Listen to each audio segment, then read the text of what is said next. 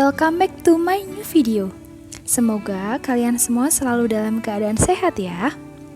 Hari ini kita akan memasuki bab baru, yaitu tentang perubahan masyarakat Indonesia pada masa penjajahan dan tumbuhnya semangat kebangsaan.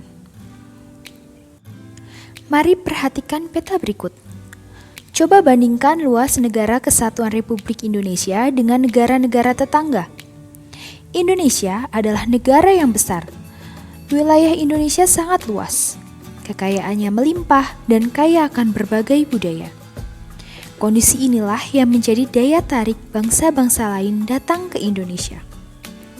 Tapi, hubungan dengan bangsa-bangsa asing tidak hanya berdampak positif loh, tetapi juga berdampak negatif. Salah satu dampak negatif hubungan Indonesia dengan bangsa asing adalah terjadinya penjajahan pada masa lalu. Jadi, pada bagian ini, kita akan mempelajari bagaimana perubahan masyarakat Indonesia pada masa penjajahan dalam aspek geografi, ekonomi, sosial, dan politik, serta bagaimana proses perjuangan kemerdekaan bangsa Indonesia pada masa lalu. Bagian pertama yang akan kita pelajari adalah kedatangan bangsa Barat ke Indonesia. Mengapa ya bangsa-bangsa Barat sangat tertarik dengan kekayaan Indonesia? Mari kita cari tahu. Alasan yang pertama, karena daya tarik bangsa Indonesia bagi bangsa Barat. Coba perhatikan gambar-gambar berikut. Ini adalah gambar cengkeh. Lalu ini adalah gambar lada atau merica. Ada juga gambar kemiri, dan yang terakhir adalah gambar pala. Apakah di tempat tinggal kalian terdapat tanaman tersebut? Atau apakah kalian pernah melihat barang-barang tersebut? Ternyata, berbagai komoditas perdagangan yang dihasilkan bangsa Indonesia inilah yang menjadi incaran bangsa-bangsa Barat. Berbagai hasil bumi Indonesia tidak hanya menjadi konsumsi bangsa-bangsa Asia, tetapi juga menjadi salah satu incaran bangsa-bangsa dari negara Barat.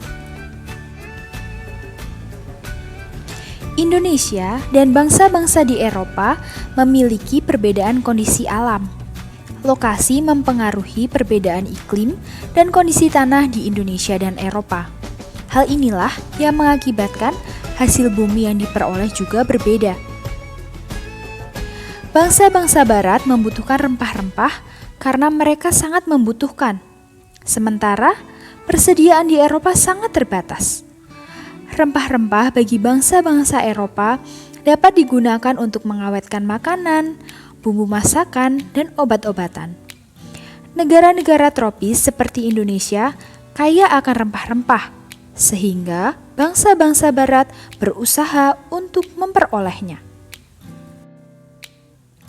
Latar belakang yang selanjutnya adalah motivasi 3G, Gold, Glory, dan Gospel.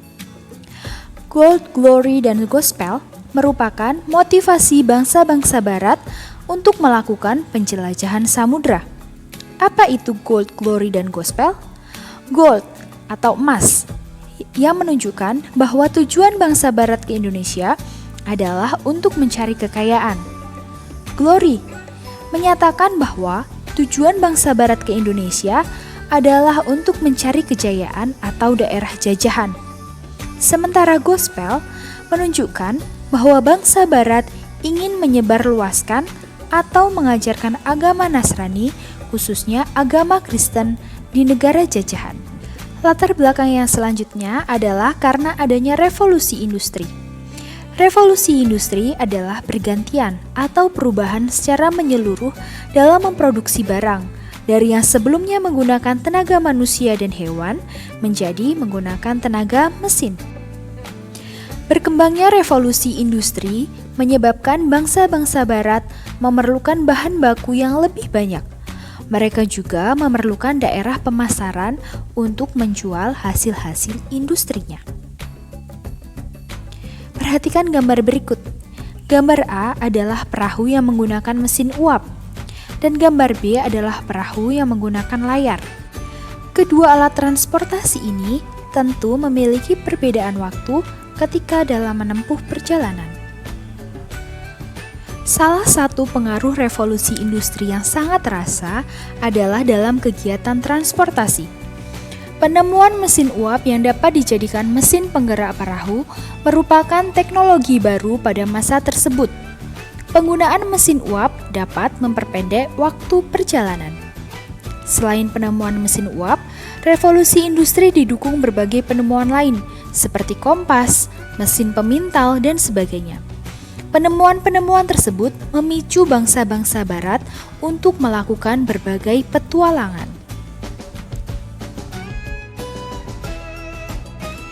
Yang selanjutnya adalah tentang kedatangan bangsa-bangsa Barat ke Indonesia.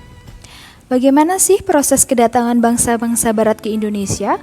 Serta kegiatan apa saja yang mereka lakukan dalam perjalanan tersebut? Mari kita perhatikan. Jadi, ini adalah gambar peta ilustrasi rute kedatangan bangsa-bangsa Barat ke Indonesia. Yang pertama adalah kedatangan bangsa Portugis di Maluku.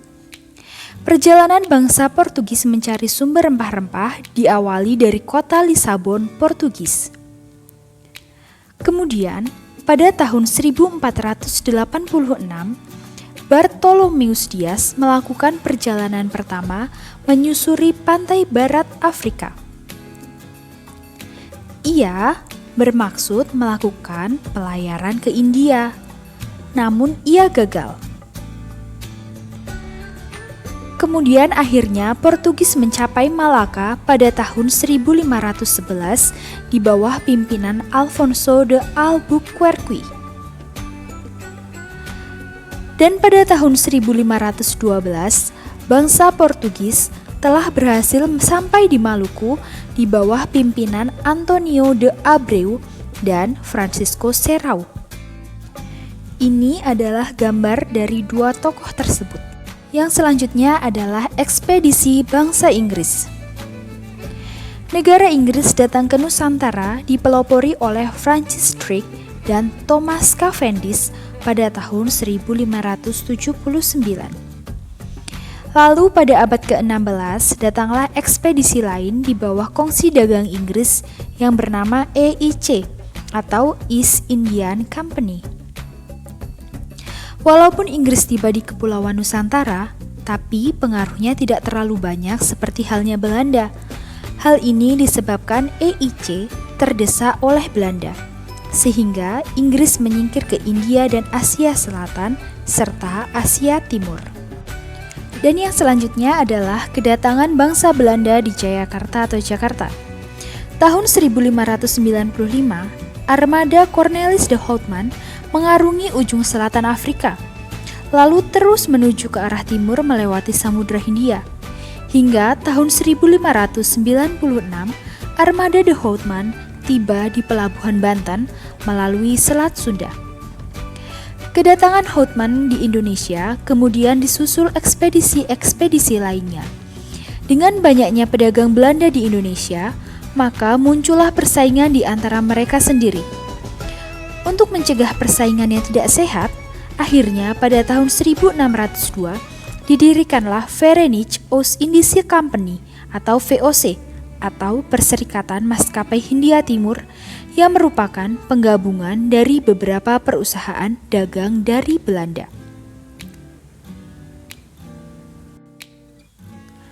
Lalu, Gubernur Jenderal pertama VOC yang bernama Peter Booth mendirikan pusat perdagangan VOC di Ambon, Maluku. Namun kemudian, pusat dagang dipindahkan ke Jayakarta atau Jakarta, karena VOC memandang bahwa Pulau Jawa lebih strategis. Pangeran Jayawikarta, penguasa bagian wilayah Banten saat itu, memberikan izin kepada VOC untuk mendirikan kantor dagang di Jayakarta, serta pendirian kantor dagang kepada EIC dari Inggris. Kebijakan ini membuat Belanda merasa tidak menyukai Pangeran Jayakarta.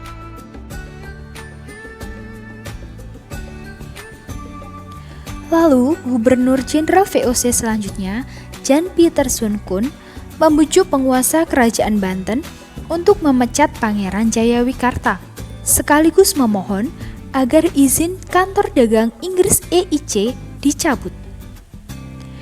Pada tanggal 31 Mei 1619, keinginan VOC dikabulkan Raja Banten. Momentum inilah yang kemudian menjadi mata rantai kekuasaan VOC dan Belanda pada masa berikutnya. VOC menikmati keleluasaan dan kelonggaran yang diberikan oleh penguasa Banten. Jayakarta oleh VOC diubah namanya menjadi Batavia. VOC mendirikan benteng sebagai tempat pertahanan, pusat kantor dagang, dan pemerintahan. Pengaruh ekonomi VOC semakin kuat dengan dimilikinya hak monopoli perdagangan atau yang disebut dengan hak oktroi. Masa inilah yang menjadi sandaran perluasan kekuasaan Belanda pada perjalanan sejarah selanjutnya. Nah anak-anak, sekian materi pada hari ini. Jangan lupa untuk mengetikkan nama dan nomor absen pada kolom komentar sebagai daftar hadir jika kalian mengikuti kegiatan pembelajaran IPS pada hari ini. Jika masih ada pertanyaan, boleh bertanya melalui WhatsApp atau komentar kelas. Thanks for watching and learning with me, and see ya!